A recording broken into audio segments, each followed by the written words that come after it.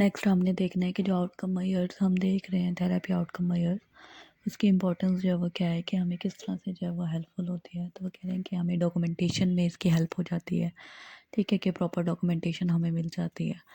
और इसके अलावा वो कह रहे हैं कि हमारे पास जो है वो क्लिनिकल इन्फॉर्मेशन हमें जो है वो कलेक्ट हो जाती है, प्रॉपर डाटा जो है वो हमें मिल जाता है, ठीक है। और इसकी वजह से वो कह रहे हैं कि जो प्रोफेशनल ग्रोथ जो है वो होती है, प्रोफेशनल एजुकेशन के अंदर इजाफा होता है, क्लिनिकल नॉलेज के अंदर जो है वो इंक्रीज़ होता है।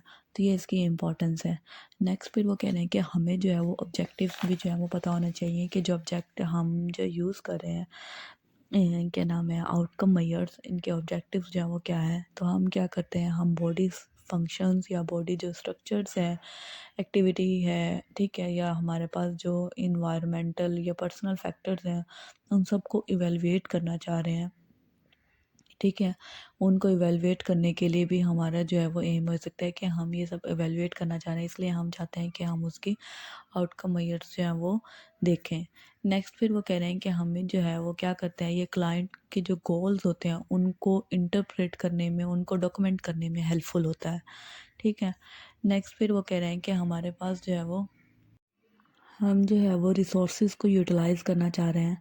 तो ये रिसोर्सेज को यूटिलाइज़ करने की कैपेसिटी को ये इंक्रीज़ करता है, एक ऑब्जेक्टिव ये भी है इसका, ठीक है।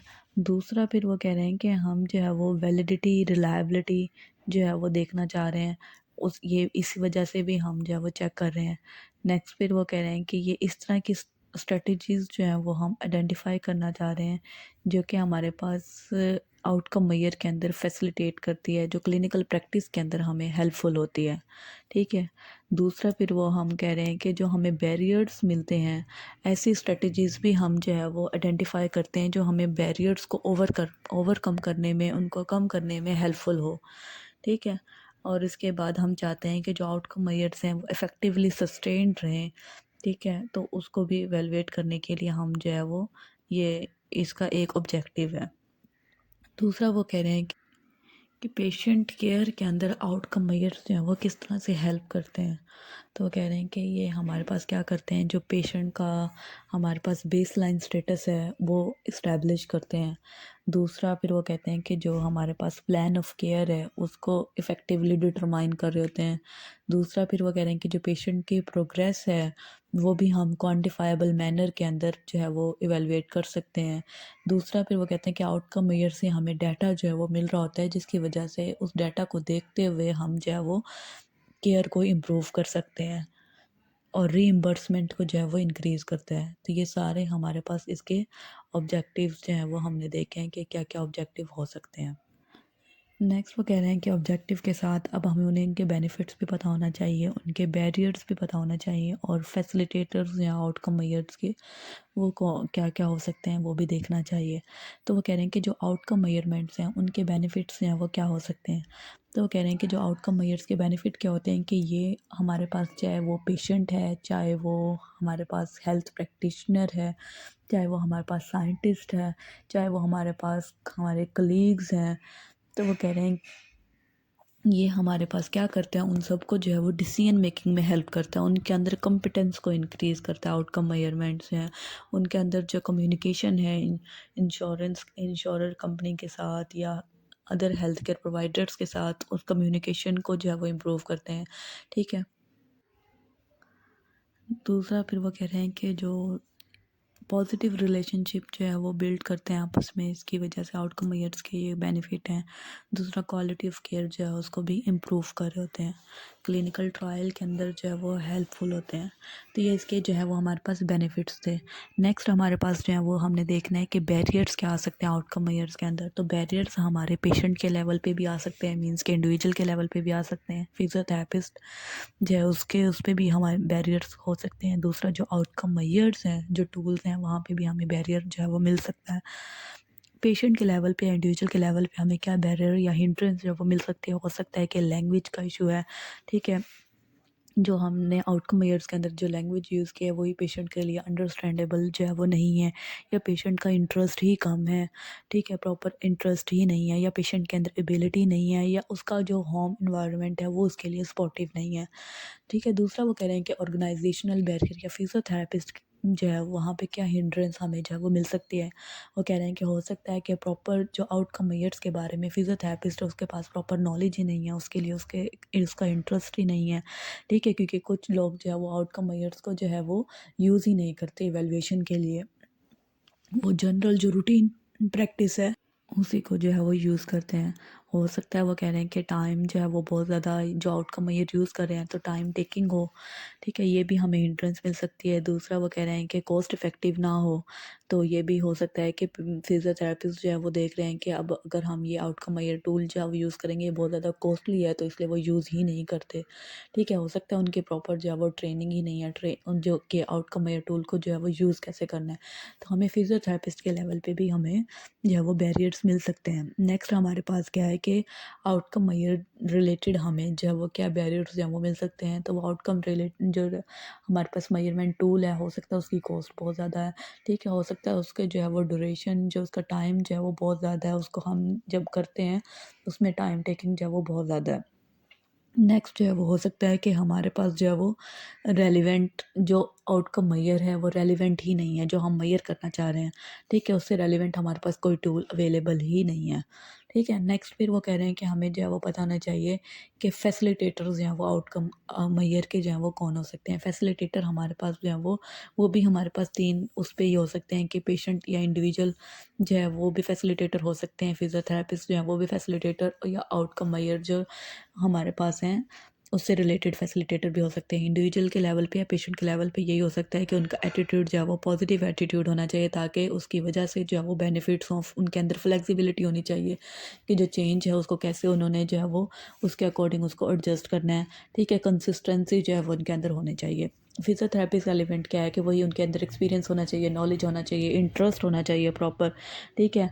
और उसके बाद उन्हें पता होना चाहिए कि जब आउटकम मेजर टूल जब हम यूज़ करते हैं और उनकी वजह से जो रिज़ल्ट्स निकलते हैं तो वो हमारे जो है वो फर्दर जो है वो मेडिकल एड फंड के अंदर हमें मोटिवेट करते हैं। तो ये सारा, और दूसरा क्लिनिकल प्रैक्टिस के अंदर जो है वो हेल्पफुल होते हैं।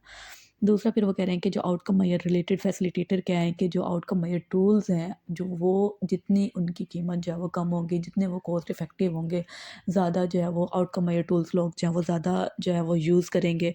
दूसरा फिर वो कह रहे हैं कि उनकी सिंप्लिसिटी जो है वो ज़्यादा होना चाहिए, ठीक है, ताकि इनको ज़्यादा यूज़ किया जा सके। दूसरा टाइम इफ़ेक्टिव भी होना चाहिए कि बहुत ज़्यादा टाइम टेकिंग जो है वो ना हो, ठीक है। तो ये अब हमने देख लिया कि उसकी इंपॉर्टेंस क्या थी, उसके ऑब्जेक्टिव्स क्या थे, बेनिफिट्स या वो आउटकम मेजरमेंट के क्या होते हैं, उनके बैरियर्स क्या हैं और उनके जो है वो फैसिलिटेटर्स क्या हैं। तो इनका जो है वो प्रॉपर आइडिया होना चाहिए जिसमें से बेनिफिट्स, बैरियर, फैसिलिटेटर्स जो है वो आउटकम मेजर्स के जो है वो आप लोगों को आने चाहिए पेपर पॉइंट ऑफ व्यू से। नेक्स्ट हमारे पास आउटकम क्लासिफिकेशन सिस्टम है, यानी क्या जो आईसीएफ डिसेबिलिटी और हेल्थ का सिस्टम है। आईसीएफ मॉडल जो है उसका सिस्टम हमारे पास आ गया है। मतलब आउटकम क्लासिफिकेशन सिस्टम के अंदर अब हमने देखना है, तो जिसके अंदर हमारे पास मेन जो है वो 3 ही है, जिसके अंदर हमारे पास बॉडी स्ट्रक्चर एंड फंक्शन जो है उसको देखना है, एक्टिविटी देखना है, पार्टिसिपेशन देखना है, ठीक है, और उन्होंने वेलबींग जो है उसको भी डिस्कस किया हुआ है, ठीक है। दूसरा फिर वो कह रहे हैं कि अब हमने जो है वो क्या करना है, इनकी जो है वो डायमेंशंस को जो है वो देखना है कि अब इनकी जो है वो डायमेंशंस जो है वो क्या है।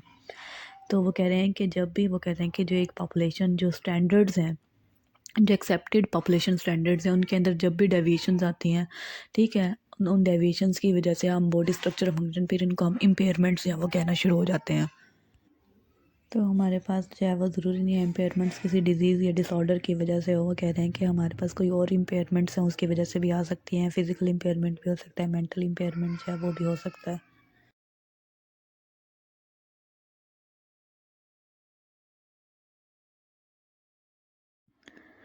नेक्स्ट हमारे पास है एक्टिविटी। तो वो कह रहे हैं कि एक्टिविटी को भी हमारे पास इन्वायरमेंटल फैक्टर्स भी इफ़ेक्ट कर सकते हैं और पर्सनल फैक्टर्स भी इफ़ेक्ट कर सकते हैं, ठीक है। उसके बाद वो कह रहे हैं कि एक्टिविटी होती क्या है। तो वो कहते हैं कोई भी इंडिविजुअल कोई टास्क एग्जीक्यूट कर रहा है उसको हम जो है वो एक्टिविटी बोलते हैं, ठीक है। और उसके बाद वो कहते हैं कि एक्टिविटी जो है वो एक इम्पॉर्टेंट कंपोनेंट है। नेक्स्ट फिर वो कह रहे हैं कि cover full range of life areas, मतलब एक्टिविटीज़ की वजह से। दूसरा वो कह रहे हैं कि एक्टिविटी की जो है वो एग्जांपल अब हम कहें तो कोई भी एक्टिविटी आप ले सकते हैं, रीचिंग है, ग्रैस्पिंग है, सेल्फ केयर है, बॉडी पोजीशन जो है उसको मेंटेन कर रहे हैं, तो ये हमारे पास एक्टिविटी है। जब इसमें कोई लिमिटेशन आ जाती है, जब इसमें कोई जो एक्टिविटी फुलफ़िल नहीं कर पा रहा था किसी भी इशू की वजह से, तो उसमें हम कह रहे होते हैं कि एक्टिविटी लिमिटेशंस जो हैं वो आ गई हैं। ठीक है, नेक्स्ट वो कह रहे हैं पार्टिसिपेशन रिस्ट्रिक्शन है। पार्टिसिपेशन की बात कर रहे हैं पहले कि पार्टिसिपेशन जो है वो क्या है कि हमने जो है वो आउटकम मेजर्स क्लासिफिकेशन देखना है ना, तो उसमें ये देखना है कि आइदर वो पर्सन जो है या पेशेंट जो है वो अपनी लाइफ सिचुएशंस के अंदर कितना इन्वॉल्व है, अपने सराउंडिंग्स के साथ जो है वो कितना इन्वॉल्व है। ठीक है, इसके बाद वो कह रहे हैं कि इसकी एग्जांपल जो है वो बता रहे हैं कि पार्टिसिपेशन कैसे है कि पेशेंट शॉपिंग इसकी एग्जांपल आ जाती है, वोटिंग है, ठीक है, स्कूल अटेंड कर रहे हैं, तो ये सारे पार्टिसिपेशन की जो है वो एग्जांपल आ जाते हैं हमारे पास कि सोसाइटी के साथ जो है वो कितना इन्वॉल्व हो रहा है, डिफरेंट डिफरेंट सर्कमस्टेंसेस जो आ रहे हैं उनमें किसकी इसकी कितनी जो है वो पार्टिसिपेशन है, ये सारा हमने जो है वो इसके अंदर देखना है। ठीक है, कि जो थेरेपी आउटकम मेजर है वो हमारे पास आईसीएफ मॉडल जो है उसके ऊपर बेस्ड करती है, और दूसरा वो बेस करती है 11 point ordinal scale with 6 defined points. तो मीन्स दो चीज़ों पे बेस करिए, एक आईसीएफ मॉडल पे, दूसरा 11 point ordinal scale with 6 defined points के ऊपर। अब वो कह रहे हैं कि इस ऑर्डिनल जो स्केल हम डिस्कस कर रहे हैं, अब वो कह रहे हैं कि इसकी जो है वो हमारे पास जो है वो 6 डोमेन उन्होंने मेंशन किए हुए हैं। एक हमारे पास प्रोफाउंड कैटेगराइज जो उसको उन्होंने किया है, profound, severe, severe moderate, moderate, mild और नॉर्मल। इन्होंने स्कोरिंग मेंशन की है कि 0 से 0.5 प्रोफाउंड है, 1 से अगर 1.5 स्कोर आ रहा है तो स्वियर है, ठीक है, 2 से 2.5 आ रहा है तो स्वियर मॉडरेट है, 3 से 3.5 पे मॉडरेट, 4 से 4.5 माइल्ड और 5 पे जो है वो पेशेंट नॉर्मल है। ठीक है, कि अगर हमें इस तरह की स्कोरिंग मिल रही है तो ये हम इसको कैटेगराइज करेंगे। अब वो कह रहे हैं कि यही ऑर्डिनल स्केल, यही उनकी स्कोरिंग पे उन्होंने जो आईसीएफ मॉडल में हमने 3 चीज़ें देखी थी, इम्पेयरमेंट्स, एक्टिविटी लिमिटेशन और पार्टिसिपेशन रिस्ट्रिक्शन। ठीक है, वो कहते हैं इन तीनों के अंदर भी हम इसी तरह के से कैटेगराइज करते हैं। जैसे फॉर एग्जांपल पहले उन्होंने इम्पेयरमेंट को डिस्कस किया हुआ है, वो कह रहे हैं इम्पेयरमेंट के लिए वही सेम स्कोरिंग सिस्टम है।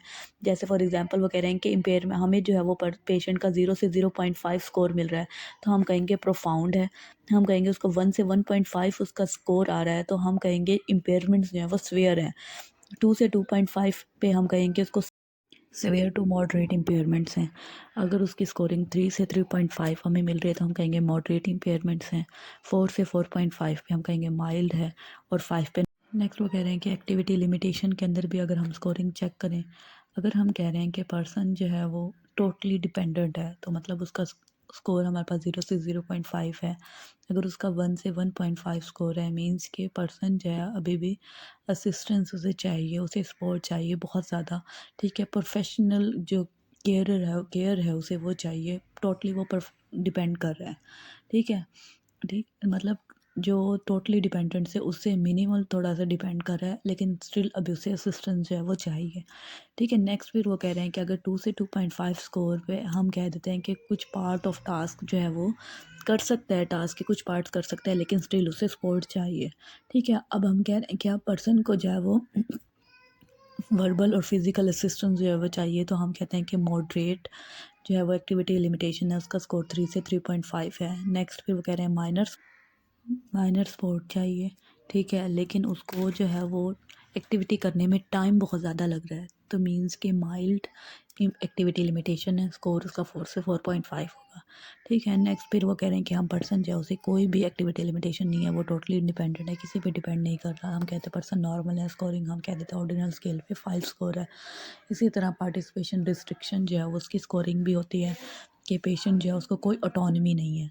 ठीक है, तो हम कह देते हैं कि भी ये क्या है, इसका हमारे पास 0 से 0.5 स्कोर है। अब वो कह रहे हैं कि दूसरा वो कह रहे हैं कि पार्टिसिपेट किसी से नहीं कर रहा पर्सन, जस्ट प्रोफेशनल्स के साथ जो है वो कॉन्टैक्ट करता है वो। ठीक है, तो हम कहते हैं कि सिवियर पार्टिसिपेशन रिस्ट्रिक्शन है। अब हम पता है सिवियर पार्टिसिपेशन रिस्ट्रिक्शन है तो सिवियर में हमारे पास स्कोर था 1 से 1.5।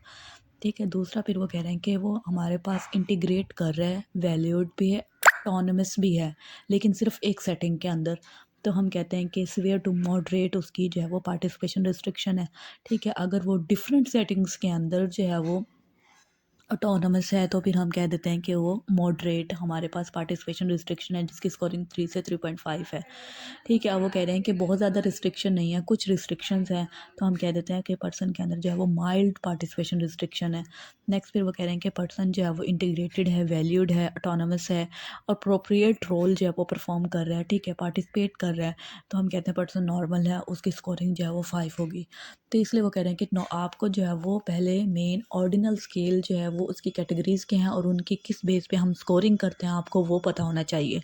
ठीक है, अगर आपको उसका आइडिया होगा तो फिर उसकी बेसिस पे आप इम्पेयरमेंट्स हैं, एक्टिविटी लिमिटेशन है, पार्टिसिपेशन रिस्ट्रिक्शन है, उसको आप जो है वो कैटेगराइज कर सकते हैं कि अगर पर्सन की ये वाली एक्टिविटी लिमिटेशन इस तरह से है, इतना डिपेंड कर रहा है, इतना डिपेंड नहीं कर रहा, इतना पार्टिसिपेट कर रहा है, तो आप जो है वो ऑर्डिनल स्केल की जो कैटेगराइज है उनकी बेसिस पे स्कोरिंग जो है वो कर सकते हैं।